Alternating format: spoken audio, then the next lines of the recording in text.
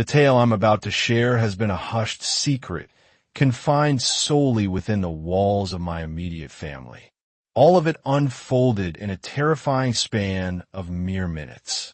I will recount every precise detail, allowing you to discern for yourself the chilling truth of that night. Finally settled into bed, sleep claimed me the instant my head touched the pillow. I had an early flight scheduled for business, a dawn departure that demanded rest.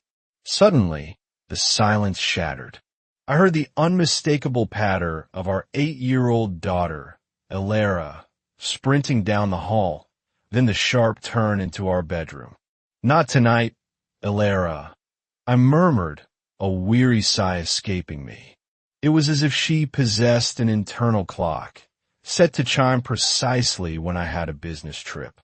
My husband, Liam, and I were intimately familiar with this ritual.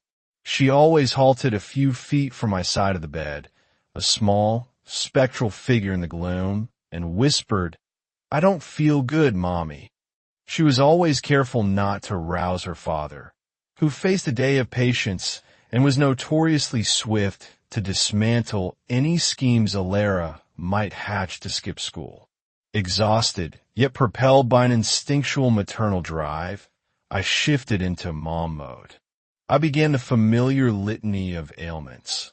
"All right, Elara, is it your head? Your tummy?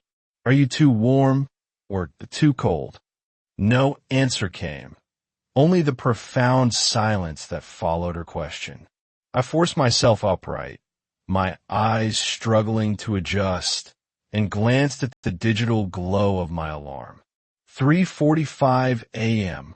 I chose not to switch on a lamp, though in truth, Liam could sleep through a hurricane. "Elara, you must tell me what hurts," I insisted, my voice laced with a growing unease. "Okay, Elara, come here. I'll take you back to bed." I extended my hand, reaching for the faint, small silhouette I perceived as my daughter in the encompassing darkness. But something was profoundly wrong. Though my room was shrouded in shadow, the child standing before me seemed to absorb all light, a void far darker than the surrounding gloom. She stood at Elara's familiar height, clad in the very red pajamas I'd helped my daughter into hours earlier. Her arms and legs appeared unnervingly slender, like fragile, stretched spindles. I couldn't tear my gaze from her eyes. They were hollowed, black pits that seemed to stare through me into nothingness. Was this a friend Elara had secretly brought home, or some lost child who had inexplicably wandered into our house? Keeping my terrified eyes fixed on the figure, I desperately tried to reach for Liam. I needed to jolt him awake to share this waking nightmare.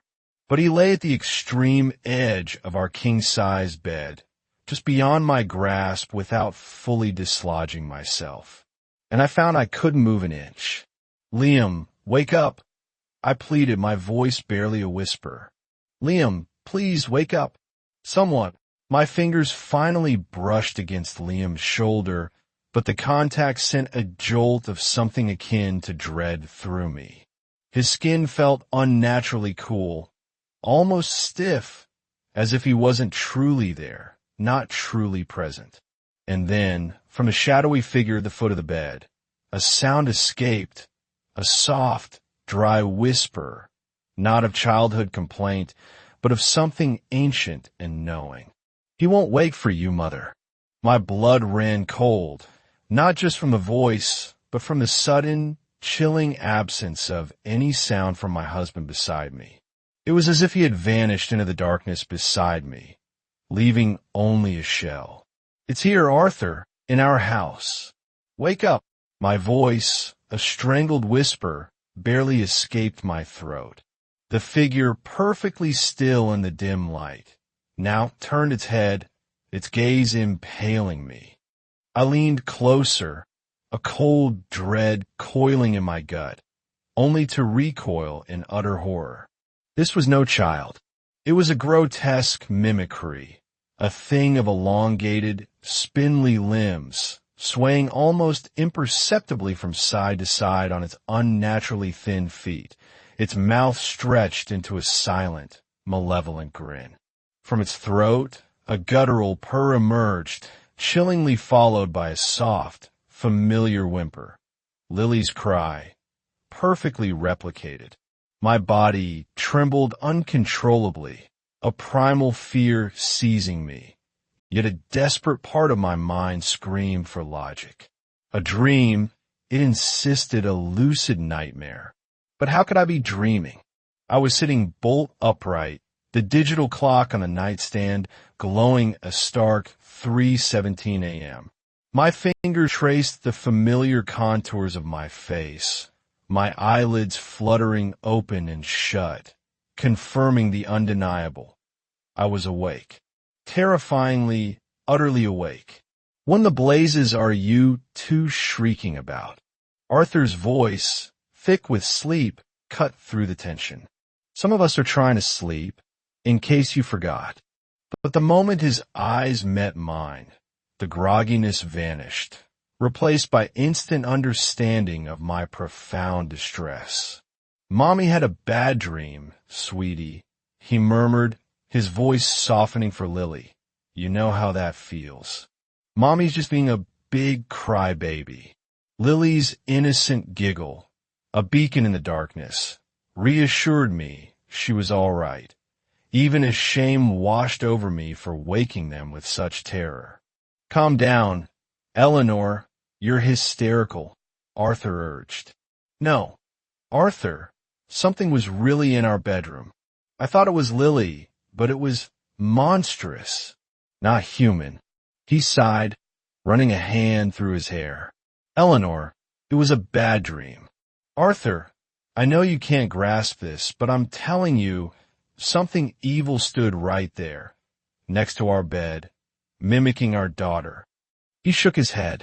I told you it was too soon to go back to work. The medication's effects don't just vanish. Patients recovering from brain surgery, they often have intense hallucinations. Your brain is rewiring, healing itself. Please, Arthur, I pleaded, tears streaming. I wasn't dreaming. You have to believe me. Honey, I understand it felt frighteningly real, but it was just a dream. Yes, but Eleanor, Arthur continued, his voice now firm, you are canceling your business trip. This is clearly too much stress. Your work can wait. What truly matters is your health, your happiness. You are Lily's mother, our absolute priority. You are her sanctuary. You cannot continue to frighten her like this. Lily was so deeply unsettled when you were in the hospital. Let's not compound that fear. Tell you what, I'll take Lily to her grandmother's tomorrow. She could spend a few days there, and you'll get the peace you need to recover, without this hanging over us. He paused, his gaze drifting to the empty space beside the bed where the thing had stood. A flicker of something unreadable crossed his face. Not just concern, but a profound, almost ancient weariness. Then he looked at me, a strange glint in his eyes. And Eleanor, he added, his voice barely a whisper, when Lily giggled just now. Did you notice? It wasn't quite her usual sound. It was sharper, wasn't it? The worry of waking for Alara at night always lingered, but Arthur's calm voice was my solace. Let's get some sleep, he'd said. He was my anchor, my voice of reason. No malice, no dishonesty, just his inherent need to fix things, to find solutions. It was how he was wired, and why my heart clung to him. The next night, as I rested, Arthur entered. Eleanor, he whispered, I'll be home late. After dropping Alara at her grandmother's, I'm off to the staff party. Remember I mentioned it? A frown creased my brow. Arthur, I truly can't recall. He waved it off. Don't wait up. I'll slip in quietly.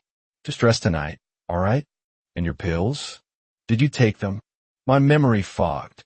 I can't be sure. Perhaps not. He retrieved the vial. Here, sweetheart. Crucial for your recovery. He pressed them into my palm. Good night, Eleanor. Sleep deeply.